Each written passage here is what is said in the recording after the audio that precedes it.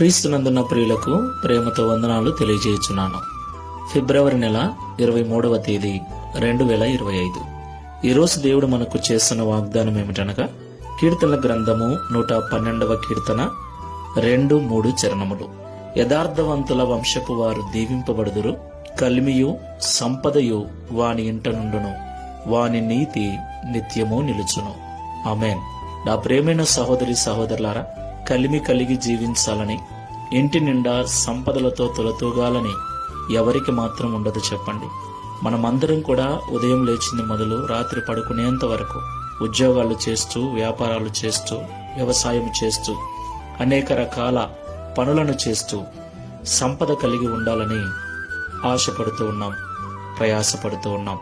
నా ప్రియులారా, మన కలిమి, మన సంపద మన యొక్క యథార్థత మీద ఆధారపడి ఉంటుందని దేవుడు ఈ ఉదయకాల సమయంలో మాట్లాడుతున్నాడు.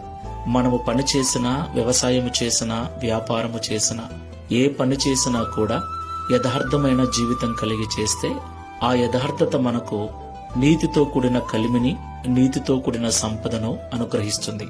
కాబట్టి యథార్థమైన జీవితం కలిగి ఈ లోకంలో మనం జీవించాలి.